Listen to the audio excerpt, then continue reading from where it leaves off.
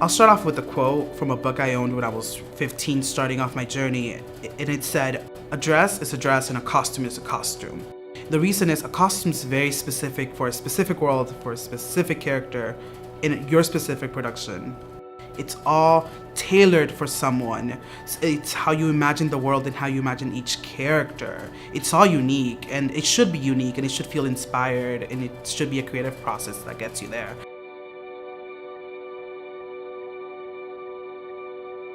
There's this great thing we call the collective unconscious, and you're aware of things on a subconscious level.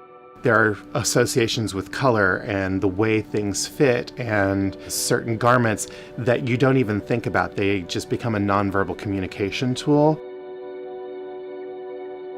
Every day when we put on clothes in the morning, we are trying to represent ourselves to the world in a certain way. Costumes is the first impression you get of any actor. They don't become an actor anymore, it's the character. It's not someone saying lines, it's a certain character speaking. It's the skin that they wear. The actor gives the character flesh, we give the character skin.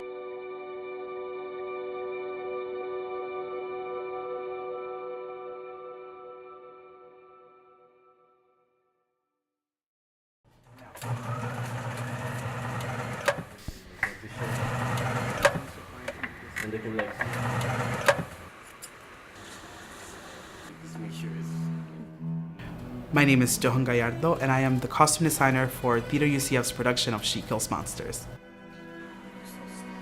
The costume designer builds all the clothes in relation to the design elements that are happening around them, like lights and sets, and individually builds a world and how people would dress in this specific world. It's a subconscious way of communicating motives of a character to an audience. Costume is just a part of creating the illusion that is theater.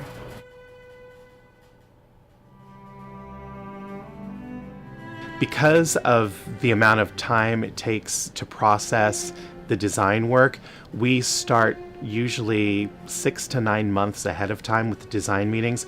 So Johan's show is going to open in September of 2018, but he is currently in the process and has been in the process for a couple of months. He is working on all of those things now for the payoff of seeing the show on stage in about 9 months.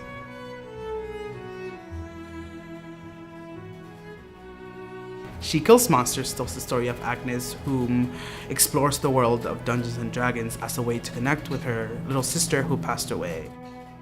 It's inspired by youth and what the youth in 1995 were exposed to, like cartoons, like comic books, like Dungeons and Dragons, gameplays, things like that. Things that will try to really put me in the mindset of being a 15-year-old in 1995 watching these things. If your design is truly inspired by things you're seeing, it reflects. I really wanted to indulge in these teenage things and really feel a connection with the characters and then have that reflect in the costumes. Obviously, when you're doing a theatrical piece, you're going to read the script first. It goes down to an analyzing paperwork, how many people are in each play, how many people are wearing costumes, how many people need costumes for specific things.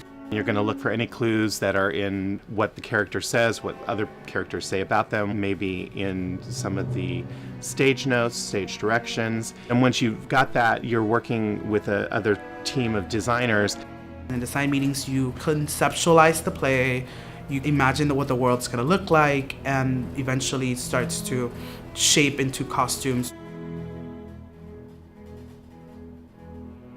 When it comes to rendering and drawing certain costumes, I like to be inspired by the show and by the specific show. I've been drawing my renderings in a comic book style. You know, that dark, thick line, like black line all over comic books, and those like, that cross-hatching. I wanted to be a part of it. I like to be a chameleon when it comes to design. It's not about me, it's about the show and what the show needs. And if I can absolutely take all my skill and adapt to that specific show, I just feel like it makes it that much more special and fun.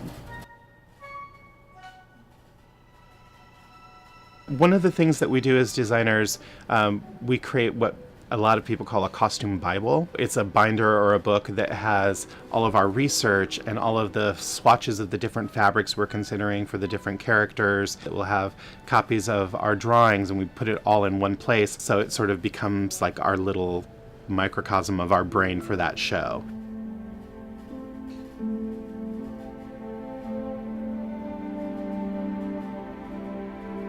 The thing that's great about theater is it's not an individual art form, it's a collaborative art form. It's not just you working in your own little bubble. You're also working with a makeup designer sometimes, a lighting designer, a set designer, the prop people, the director, and you all are getting together and making sure that you're all telling the same story. The most important thing about these meetings is you get to hear what other people are doing. So when you hear that the lighting designer is using green filters, don't use green dresses, you get to kind of like see where everyone's progress is. It's really important that there's really strong communication amongst the design team, because there's nothing worse than having a beautiful, colorful costume and then you don't realize that they're using this strongly colored light, and the costume walks into the light and all of a sudden this beautiful red costume is brown because the light has green in it. Designing and conceptualizing the show, I think it's always half the battle. The other half of the battle is production, and production starts with how you choose your fabrics. And fabric is extremely important depending on each show. She Kills Monsters features an extreme amount of fight choreography. So one of the things he has to think about is not only is it going to look good, but is it going to move and be safe for them to do the fight choreography? So it may have this beautiful piece of velvet, but if it's not strong enough to hold up to the fight choreography, you can't use it. So you may look for something that looks sort of like that, but has some stretch added to it, so it gives it the active movement that it needs. You definitely want range of movement, something that can stretch with the actor or actress. Those are all things we have to keep in consideration when you're doing the design and when you're picking things, only because the more you think about it then, the less of a problem it will be in the future. The smarter the fabric you pick now, the less of a headache you have later.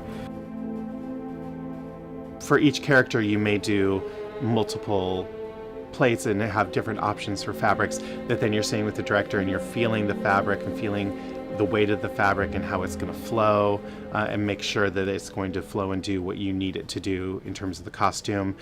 For this specific show, more than fabric, I've done some little tweakings to the overall design. Like, I've decided that none of the girls who fight a lot have like sleeves that have caps, that way there's no tension here. Those are the little decisions you make to help the play. Now, it's not about the costume at that point. If you can help an actor during dress rehearsals and during the run not get caught in anything, you absolutely should take that opportunity.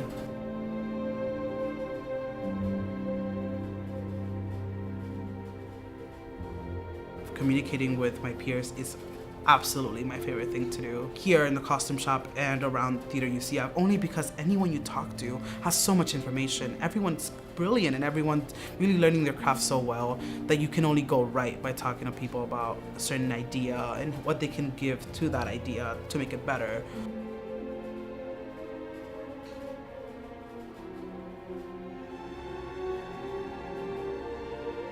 One of the things that's really great about working in academic theater is the mentoring that we get to do with students. One of my favorite things in the world is watching the light bulb that goes off over someone's head when they get it. It's really gratifying to see them learn and see them grow. In our costume shop here at Theater UCF, the environment really is quite positive, and it's always about learning. And when you have so many people who are so inspired and so dedicated to what they do, you learn a lot every day. We have our mentors who, for all the students, they help us through our designs, our builds, our classes. We're a family, you know, people care about you. And that's, I feel like, another part of theater that's magical. It's everyone cares about each other here. Everyone cares about what you're doing, and if you're doing well, and if you're getting better at what you do. That when people believe in you, which people here believe in you, it does a lot. I feel absolutely prepared leaving the program next year, graduating, because I've had people here who have been great mentors and great teachers and great support systems. There's a real magic to that moment when the lights come up on a scene and it looks like what you saw in your head. When you hear someone next to you go, oh, that's pretty. Like, oh, thank you, I made that. Or something like that, oh, I designed that. Or when someone gasps, oh, wow. It's great. There's also something great about you're sitting in the audience and they're seeing a show for the first time, and maybe you've seen it 3 or 4 times through dress rehearsal process. And so some of that magic goes away, and then you hear an intake of breath when a beautiful costume walks on stage. Those are the best moments of all, because it's not somebody trying to react for you, it's just their natural reaction.